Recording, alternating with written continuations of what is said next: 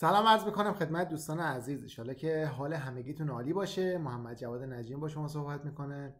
انشالله که روز خوبی رو سپری کرده باشید. میخوام بریم سراغ جلسه بعدی از دوره رایگان روانشناسی ترید به سبک محمد جواد نجیمی. میخوام به یک سوال دیگه جواب بدیم، اینکه آقا چرا ما وقتی ضرر میکنیم مدام دنبال این هستیم که استراتژیامون رو عوض کنیم. نکات بسیار بسیار مهمی است. میدونم هر کدوم از این سوالایی که داریم بهش جواب بدیم مشکل تک تک شما هست و این رو هم میدونم که هیچ کدومتون بهش فکر نکردید. همش دنبال استراتژی‌های گوناگونید، همش دنبال این که بگید آقا ما داریم مدیریت سرمایه رو رعایت میکنیم، ولی آقا واقعا این سوالای روانشناسی مهمه که بدونید.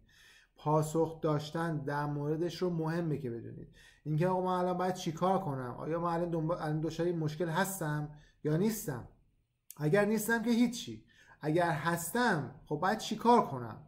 الان من واقعا موندم که مثلا باید چیکار کنم. ما اینجاییم که به شما جواب این سوال رو بدیم، بگیم دلایلش چیه، بگیم که برای چی شما این اتفاقات واسه شما هم میفته و چه راهکارهایی هستش که شما میتونید انجام بدید تا اینکه این مشکلات رو تک تک انشالله بتونید حل بکنید. بریم سراغش، بریم که داستان از چه قراره. شاید خیلی وقتا واسه شما این سوال پیش اومده که آیا این استراتژی که من دارم آیا استراتژی خوبیه؟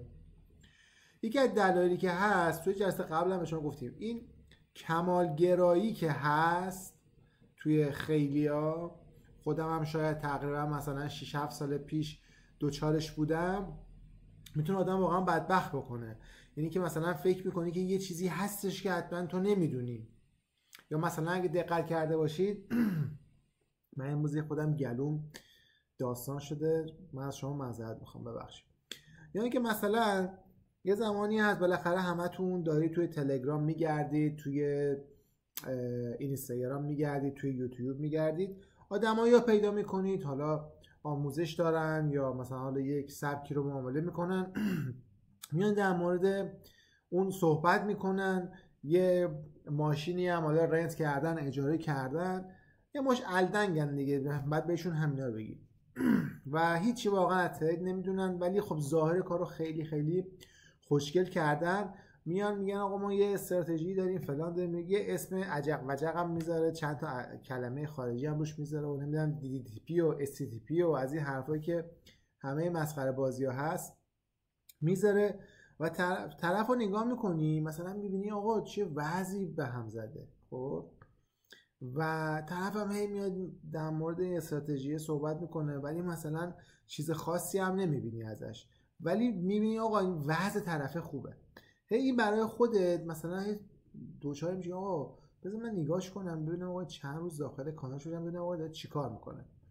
و اگر استراتژی داشته باشی که داری باهاش ضرر میکنه توی تایمی، این رو تشدید میکنه و شما همش دنبال این هستید که استراتژیتون رو عوض کنید. یادمه تقریبا شاید بگم 7 سال پیش بود، 6 سال پیش بود، ما همینجور تو اکسپلور داشتم میگشتم، یه کانال یه بنده خدایی رو پیدا کردیم، میومد میگفتش که آره ما یک استراتژی داریم فلان بیساره، توی کریپتو هم کار میکنه و من همون موقع هم خیلی توی کریپتو کار نمیکردم. آقا این انقدر تبلیغ کرد، خب من که کلا گول آدما رو نمیخورم، گول این بنده خدا خوردم، یعنی یه جوری گول خوردم. اون موقع خیلی جوان بودیم واقعا، طوفانم نداشتم که باهاش خوب بتونم معامله کنم، دقیقا همین حالت بهم دست داده و یه جوری گول زد، یه جوری رخ پیدا کرد، نمیدونم ماشین و فلان و برو رستوران، نمیدونم پول غذا رو حساب بکنم بیام همین الان یه دقیقه با این استراتژی پولش در بیارم و از این حرفا. یه جوری شد که دیگه من تو فارکس بودم، گفتم آقا اگه این استراتژی خوب جواب بده میرم میخرمش، تو کریپتو کار میکنم دیگه. و عذرخواهی میکنم، ما رو گول زد واقعا، با این کارا ما رو گول زد. ما رفتیم خریدیم، واقعا خجالت کشیدم که مثلا این رو خریدم. باورتون نمیشه مثلا یه اندیکاتوری داشت عین بولینگ باند چه شکلی، یه حالتی این شکلی داره میاد میره و باورتون نمیشه من روی دمو 50 تا معامله زدم با توجه به چیزی که اون میگفت، 5 تا معامله‌ش هم سودده نشد. یعنی واقعا با خودم گفتم اون یارو آخه با چه اعتماد به نفسی این کارو میکنه، آخه با چه وجدانی میاد این کارو انجام میده، چه خوردنی داره واقعا اینجور پول دوره خوردن. و اون موقع 3 میلیون تومان فکر کنم از ما پول گرفت، عیبی نداره برامون تجربه شد. ولی کلا این داستانه که این سواله که باعث میشه که ماها بیایم این گول رو بخوریم دیگه، عیبی نداره. بریم سراغ داستان خودمون. خیلی وقتا شده که شما زمانی که استراتژی خودتو انتخاب میکنی، کاری هم نداریم که حالا اونو تازه خریدی یا اینکه از قبل خریدی، ولی چند تا ضرر میخوری، میای با خود میگی که آقا این استراتژی به درد نمیخوره. حالا دلیلش چیه؟ ما اینو پاکش کنیم. میخوایم بیایم مغز رو یه آنالیز بکنیم. مغز تو جلسه قبل به شما گفتیم که آقا 3 تا حالت داره. ما یه مغز خزنده داریم. اوکی. این مغز خزنده چی میاد میگه؟ میاد میگه که آقا هر ضرری مساوی با تهدید مستقیمه.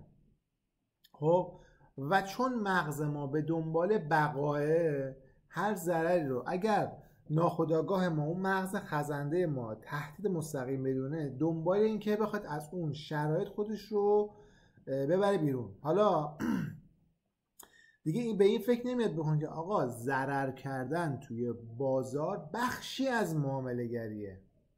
حالا یه کسی وین ریتش 50%، 50% معاملاتش ضرر است. یه کسی 80%، 20% معاملاتش ضرر است. تو باید نگاه کنی که آقا اون 80% رو باید نگاه کنی، نه اون 20%. مطمئنا اون 20% نمیتونه برای تو تهدیدی باشه، تهدیدی برای بقای تو باشه. این از یه حالت دیگه مغز داشت، لیمبیک، که صحبت کردیم تو جلسه اول در موردش صحبت کردیم. یه دونه اینجا کم گذاشتم. این قسمت تمام احساسات مغز دیگه، مرکز احساسات کل بدنه و زمانی که شما ضرر میکنید سری میاد میگه که آقا خیلی خوب این سیستم جواب نمیده، برو سراغ سیستم بعد. یعنی دقیقاً این قسمت لیمبیک مغزه که این آلارم رو به شما میده و سریع به شما میگه آقا اگر این جواب نمیده، واسه همون بقایی که تو مغز خزنده در موردش صحبت کردیم، یا آقا سریع بکش بیرون، برو سراغ یه چیز دیگه. و کورتکس مغز که اینم در موردش صحبت کردیم، میاد چی میگه؟ میگه آقا من تا زمانی هستم که استرسی وجود نداشته باشه. اگر استرس باشه من دیگه نیستم. پس اون کورتکس مغز، اون حالت عقلانی مغز کار دیگه نمیکنه. چه زمانی شما استرس میگیری؟ زمانی که ضرر بکنی توی بازار. وقتی که توی بازار داری ضرر میکنی، اون استرسه که تو جلسه قبل به شما گفتم ناخودآگاه میاد وسط. پس این خیلی نکته مهمیه. این از این. میخوایم در مورد نظریه تکامل و بقا صحبت کنیم. تکامل و بقا این خیلی نکته مهمیه. بچه‌ها من تو جلسه قبل یه چیزی به شما گفتم، اومدم اینو به شما گفتم آقا مغز ما برای بقا درست شده، نه واسه ترید کردن. خب و ما الان نمیتونیم بیایم به مغز بگیم که آقا این تریده، ضررش اشکال نداره باشه. خب حالا بخوام یه مثال به شما بزنم. ببین زمانی که انسان‌های اولیه بودن، خب دنبال چی بودن؟ دنبال شکار بودن. خب توی این شکار خیلی خوب گوش کنید، این شکاری که طرف میومد میکرد، مثلا شما فکر کنید که این طرف باید روزانه یه دونه شکار میکرد. حالا اگر توی 1 ماه میشستی شکارهاش رو مثلا میشمردی، میدیدی که آقا مثلا این در ماه 25 روز راحت میتونه شکار کنه. خب یک سیستم خیلی خوبی داره که میتونه از 30 روز ماه 25 روز شکار کنه. ولی مسئله خیلی مهمی بقا است. یعنی چی؟ یعنی دو تا حالت رو میتونید اینجا در نظر بگیرید. اول اینکه درسته که 25 روز از 30 روز شکار میکرد، ولی اگه 5 روز پشت سر هم شکار نمیکرد میمرد. این خیلی نکته مهمیه دیگه. تو نمیتونی بیای بگی که برای بقا اینکه خوبه آقا 25 روز رو شکار میکنی حالا 5 روز شکار نمیکنی. اگر این 5 روز پشت سر هم بود طرف 5 روز غذا نمیخورد خب میمرد دیگه. خب این آلارمه که مغز میزنه به خاطر همین داستانه. یعنی نمیفهمه که آقا این ضرر تو، این زیان تو توی تریده، تو رو نمیکشه، ناخودآگاه بهت داره آلارم میده. و نکته خیلی خیلی مهمیه و اینم هست آقا مثلا کسی که 2 روز پشت سر هم نمیتونست شکار کنه، ما از آینده داشتیم نگاش میکردیم میگفتیم خب آقا مثلا روز 4 و 3 دیگه شکار میکرد، این میومد 2 روز شکار نمیکرد، بعد میگفت آقا از کجا معلوم من روز بعدی هم شکار کنم؟ بعد مغز اصلا میافتاد به هول و بلا، آقا سریع برو روشت رو عوض کن تا نتونی شکار کنی. پس الان یه همچین اتفاقی که میفته واسه همینه. اگه دقت کرده باشی ما همش دنبال اینه که دنبال یه استراتژی دیگه هستیم، نه توی تریدا. اگه دقت کرده باشید مثلا همش از این استراتژی میام تو اون استراتژی. شما نگاه کن مثلا بارها شده برای خود من اتفاق افتاده. خب مثلا من میخوام برم بیرون مثلا یه دونه تیشرت بخرم، اولین مغازه‌ای که میرسم نگاه میکنم آقا مثلا چه تیشرت قشنگی ها، مثلا قیمتش هم بد نیست. بعد چی به ذهنم همیشه میرسه؟ به یارو همیشه میگیم آقا ما بریم دورامون رو بزنیم بیایم. خب در صورتی دیگه آقا به دلمون نشسته قیمتش هم باش مشکل نداریم ولی همش توی این مغز میاد میگه که آقا نکنه یه جای دیگه بهتر باشه، نکنه یه شکل خوشگل‌ترش رو بتونم گیر بیارم. و خیلی وقتا شده که میریم دورامون رو میزنیم میایم میگیم آقا بده و طرفم بهمون تیکه میندازه. خب و این خیلی مسئله مهمیه که شما باید اینها رو در نظر بگیرید. آقا مغز ما یه سری قوانین برای خودش داره که این قوانین بر اساس اصل تکامل و بقاه و تو نمیتونی توی خیلی چیزاش استفاده کنی. یکی از دلایل همینه. ما دانشجو داشتیم دورمون رو خریده، این چیزی که دارم میگم در مورد طوفان یک، من 3 سال پیش دوره رو خرید، بعد دیگه پیداش نشد و اینا. مثلا 2 سال بعد اومد پیام داد که مثلا آقای نجیمی من مثلا رفتم اینو دیدم آقا مثلا این طوفانه از همه بهتره. این یعنی چی؟ همون دور زدن است. خب این همون دور زدن است. خیلی نکته مهمی که باید بهش توجه کنیم. خب این از این. بریم در مورد، همیشه ما در مورد این مسائلی که صحبت میکنیم اون سوگیری ها رو هم میگیم یا چه چیزهایی دامن میزنه به اینها. این سوگیری ها خیلی مهمه. اولین چیزی که خیلی خیلی مهمه زیانگریزیه. زیانگریزی یعنی چی؟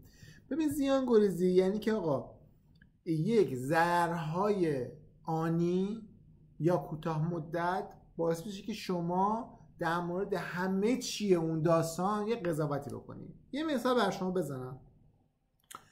از نظر من بیخودترین جای دولتی اداره بیمه است.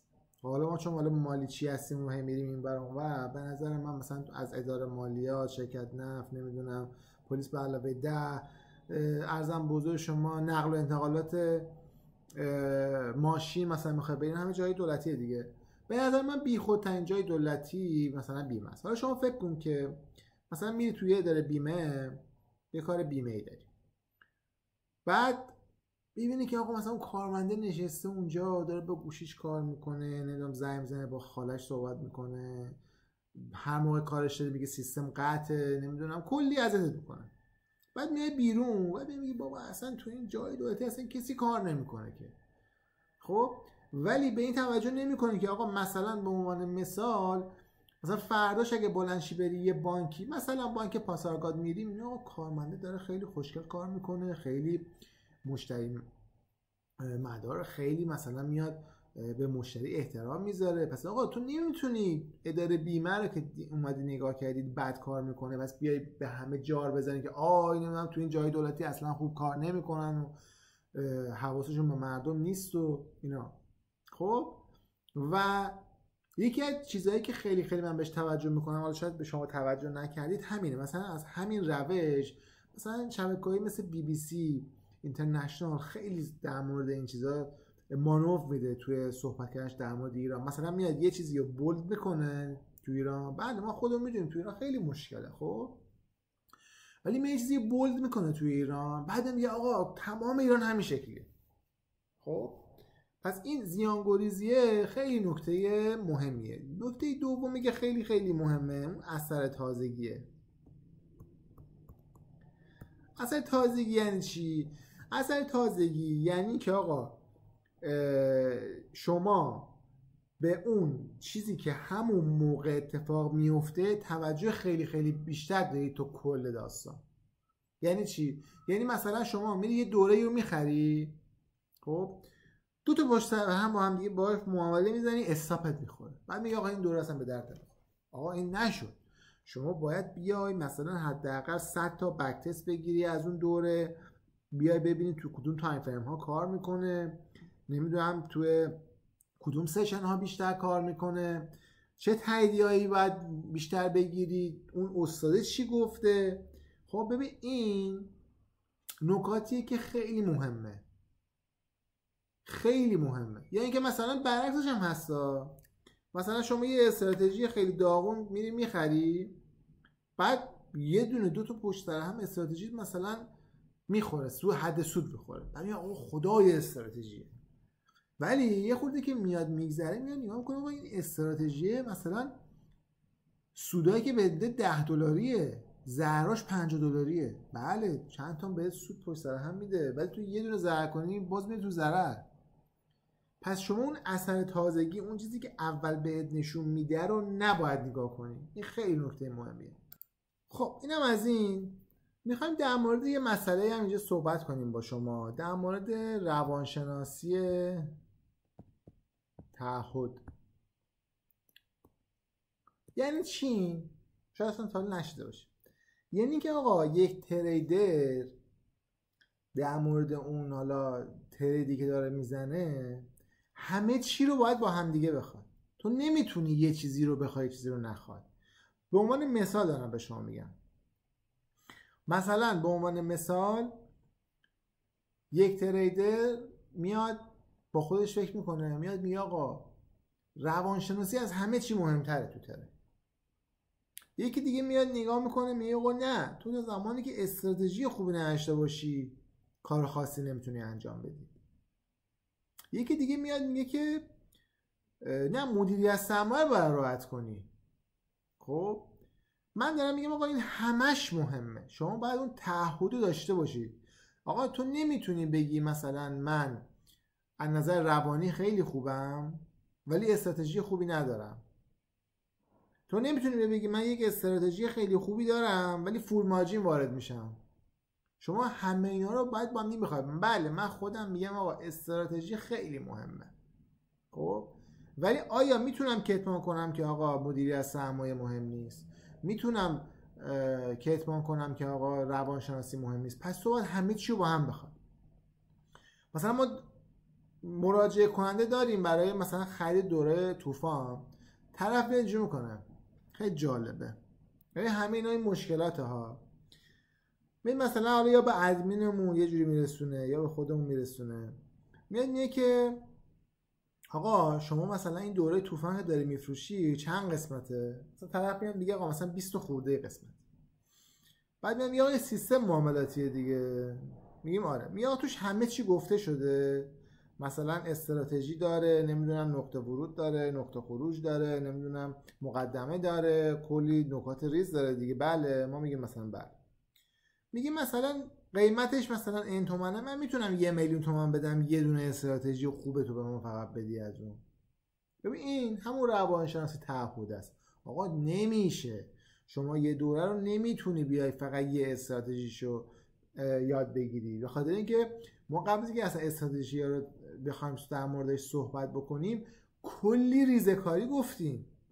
نمیتونیم بیایم بگیم این استراتژی رو بگیم یه دونه رو بگیر آقا 1 تومن بده خدا بده برکت.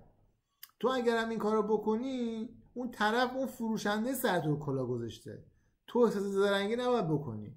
چرا تو با اون تک استراتژی به هیچ جایی نمیرسی. یا مثلا دقت کرده باشی مثلا زمان کنکور، من اینو خیلی میدم تو بچهای کنکور، تو خودم بعضی موقع میشه مثلا به عنوان مثلا قلمشیر و کتاباشو میگرفتیم میشستیم به زدن تست دادن و نمیدونم خوندن و فلان اینا. بعد یهو نگاه می‌کردیم می‌دیدیم مثلا بغل دستمون مثلا یه کتاب داره به نام کاج، اون موقع مثلا بود نمیدونم هست یا نه.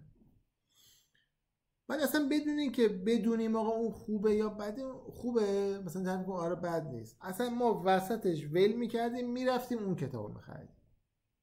آقا اینها اشتباهه، این کارها اشتباهه، نباید شما این کارها رو بکنید. بدونید که آقا شما مشکلاتون کجاست، مشکل زیانگریزیه، مشکل چیه، اینو باید شما خودتون بدونید که آقا داستان از چه قراره. حالا ما میخوایم راهکار بدیم. راهکار اولیش که تقریبا توی همه این نکاتی که میگم توی همه جلسات هست، چی بود؟ ژورنال نویسیه.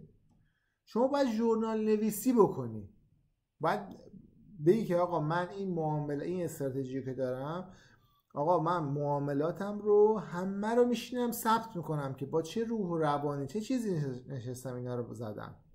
اینا همه رو باید بدونی کجای کارم اشتباه بوده. این یک. دومیش چیه؟ تعیین معیار آماری.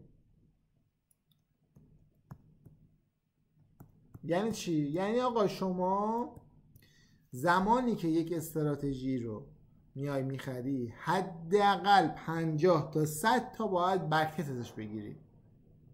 شما نباید بیای همون موقع نگاه کنی ببینی که آقا استراتژی اولم ضررش رو به درد نمیخوره. آقا تو حداقل باید 50 تا 100 تا ازش باید یادم رفت اسمش رو، باید بک تست بگیری. پس این هم دومی. سومی بالا بردن تحمل ضرر.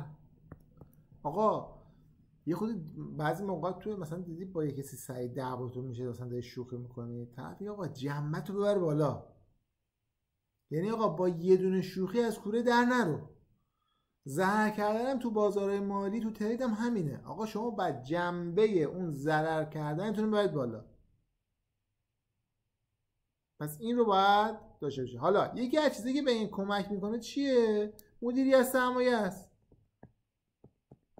چی باعث میشه که ما جنبه اون بره بالا؟ آقا شما اگه مدیریت سرمایه رو رعایت کنی راحت‌تر میتونی اون ضرر رو بپذیری، چون ضرر آسون‌تره، ضرر کوچیک‌تری رو شما تحمل کردی. و 4 قانون انتظار 90 روزه. این هم مهمه. آقا شما یه استراتژی خریدی، اصلا من کاری ندارم خوب و بد، با حداقل سرمایه یا روی دمو حداقل 90 روز باید با این معامله کنی. آقا شما حق دیدن تو اکسپلور برای پیدا کردن یه استراتژی دیگه ندارید تا زمانی که این 90 روز تموم نشده. اینها رو انجام بدید، خیلی تاثیر داره بچه. خدا سرشاهده تمام این چیزایی که به شما میگم بلاهاش سر خودم اومده و خیلی هاشم واقعا دیدم که سر بچه های دیگه هم اومده. اصلا دلیل این که خیلی از این بازار میرن این داستان های روانشناسی. پس سعی کنید که شماها که الان یکی از برای محمد جوان عجیمی داره رایگان به شما اینها رو تدریس میکنه ازش استفاده کنید و شماها از این بازار بیرون نیفتید. ان شاءالله که سالم و سلامت باشید. خیلی خیلی دوستتون دارم. خدا نگهدار.